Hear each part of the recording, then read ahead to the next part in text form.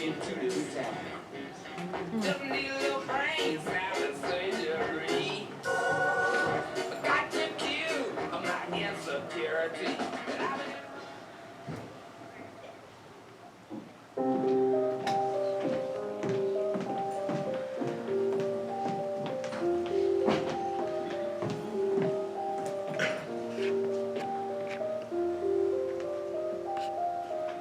Strangest, scariest dream I ever had. It was like a lucid nightmare, you know, lucid like with hyper-real color and incredible detail, everything magnified 1,000 times, only terrifying.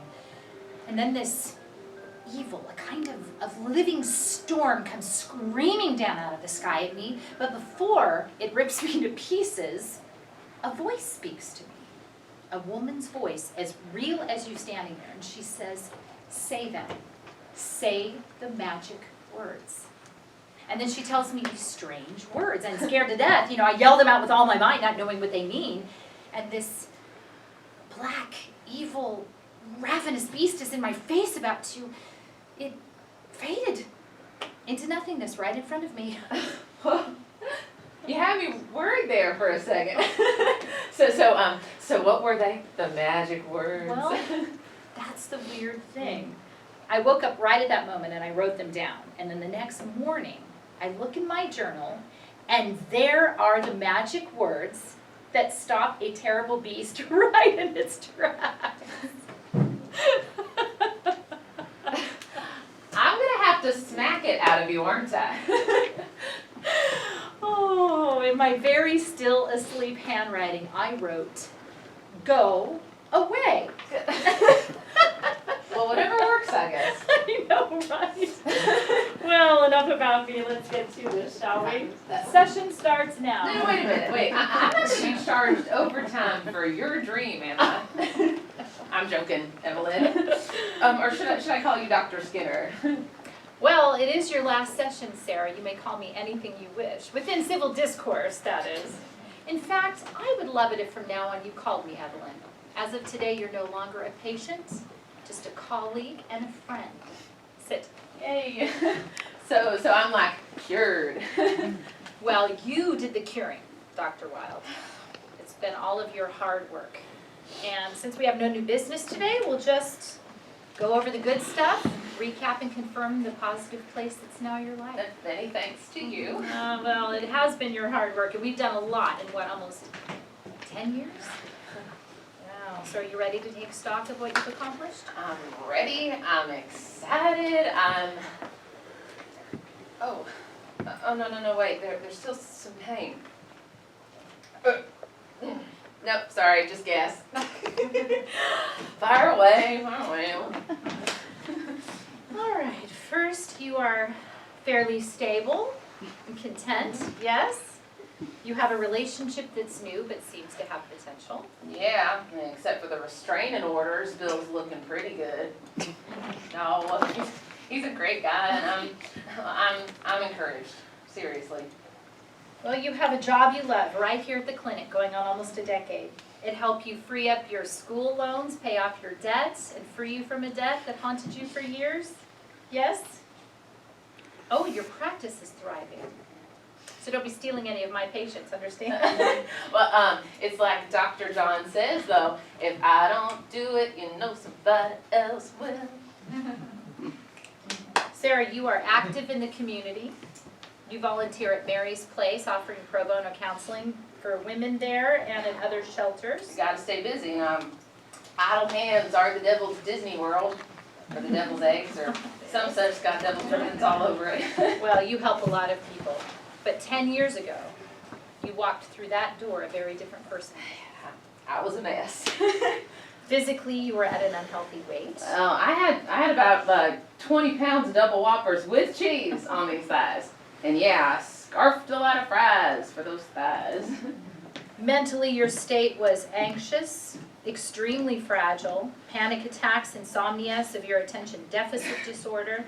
I didn't know whether I was coming or going. Didn't know if I was having insomnia, panic, or attention attack. See, I was a little dyslexic too. You were a little traumatized. So let's zip through the bad list quickly, shall we? From where? You know where.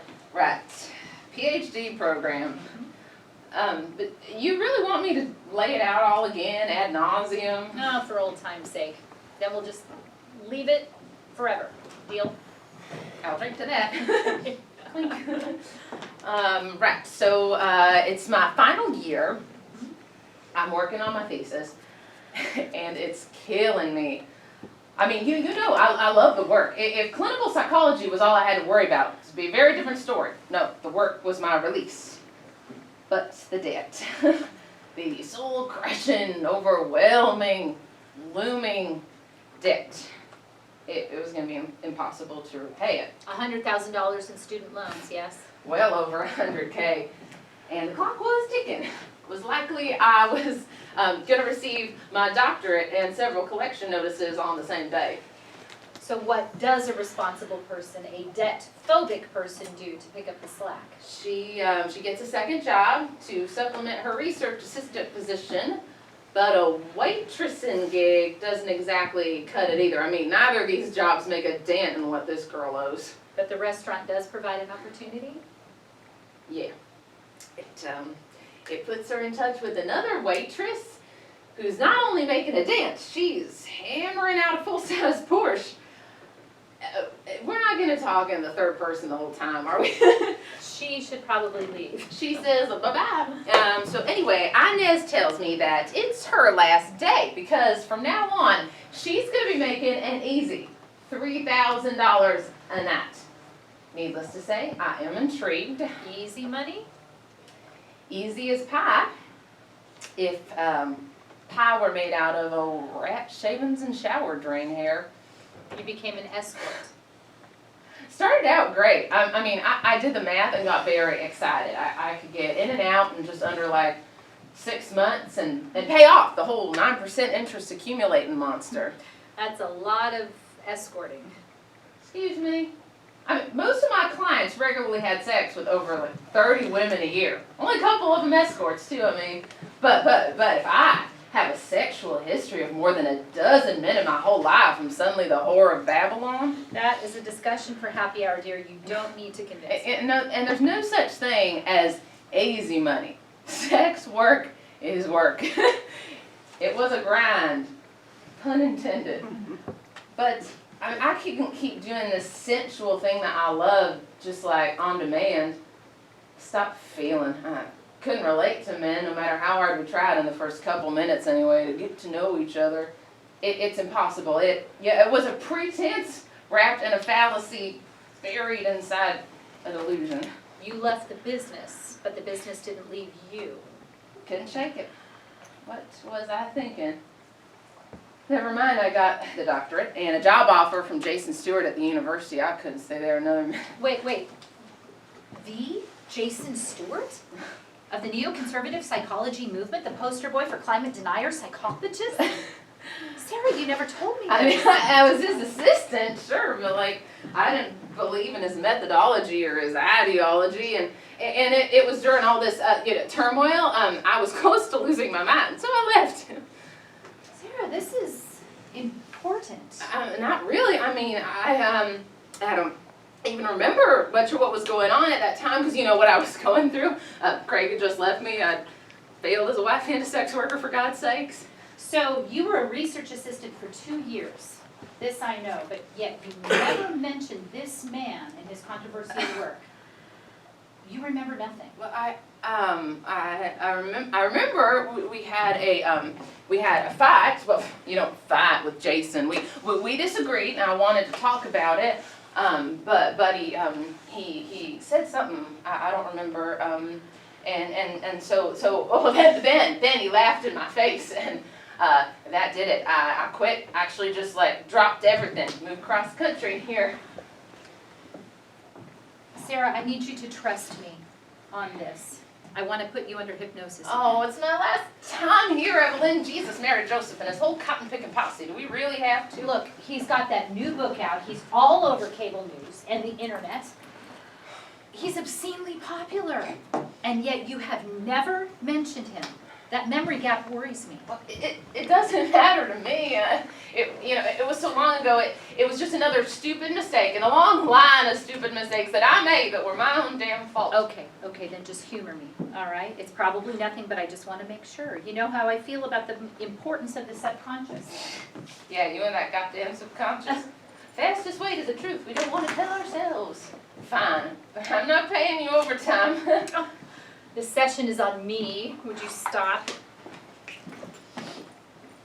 Okay. Breathe. Okay, focus on the palm of my hand. Just keep your mind on it. And as I count down from 10 to 1, I want you to visualize yourself at the top of a staircase and taking each step down, becoming more relaxed but aware. 10. With each step, let go of everything but the sound of my voice. 9. With each step, become more calm, more relaxed, you're at peace. 8.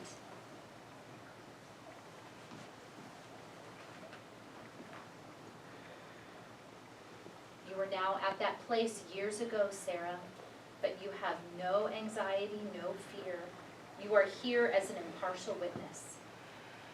Observe yourself carefully as you watch that last conversation with Dr. Sarah. I remember. Sarah, Because I remember. You don't want to hear it. You don't want to see it. Come and sit. Just I can't. relax. All right, Sarah, relax now. Tell me what you see. No. Tell me. I have no idea. Tell me. I'm on the job. I'm an escort. I come up to this house. The door opens. It's him. It's terrible, awkward as hell for me. I'm starting to go.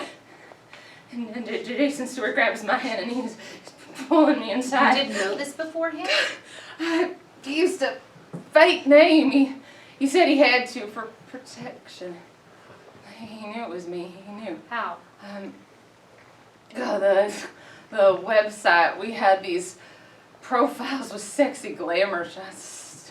He planned this beforehand to have sex with Oh, you. no. He wanted revenge. For what? For everything. For turning him down for a drink. For changing the subject when it got personal or flirty. For when I found errors in his methods. You challenged him.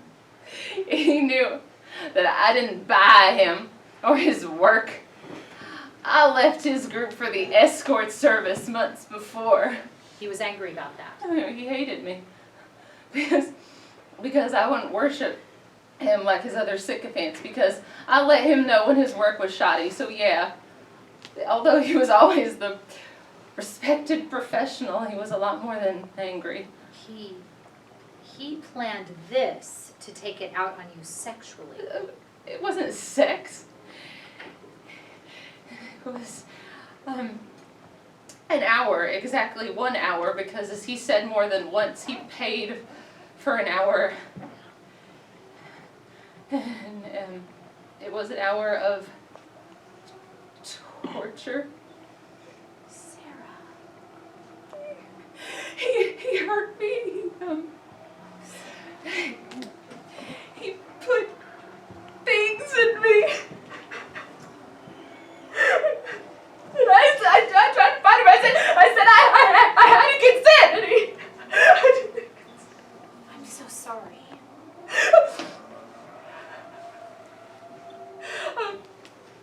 When he finally let me go, I went into the bathroom. It was bleeding all over. So scared and in pain. And when I came out, there was a taxi waiting. Did you say you were going to the police? He didn't care. I mean, I'm a whore at an escort service. I mean, I wanted to tell him that I'd ruined his reputation. Just pushed me out the door. I wanted to tell him that I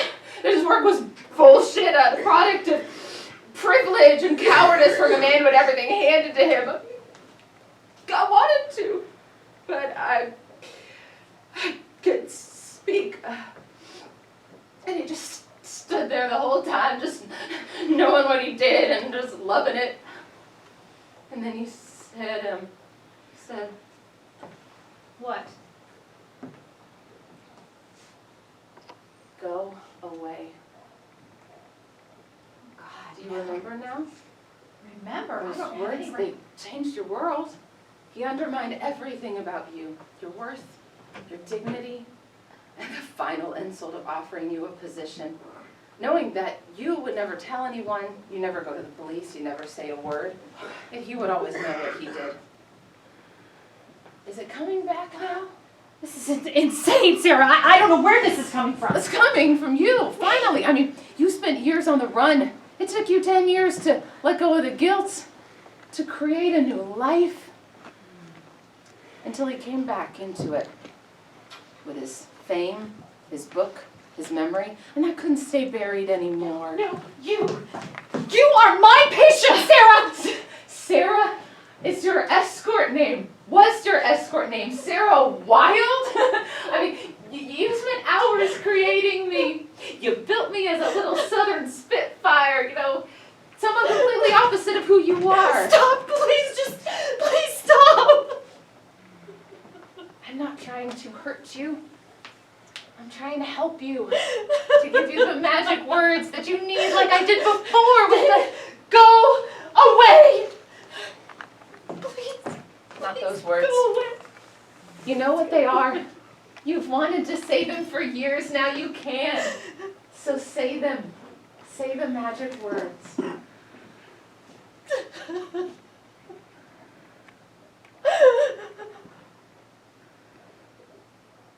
I remember.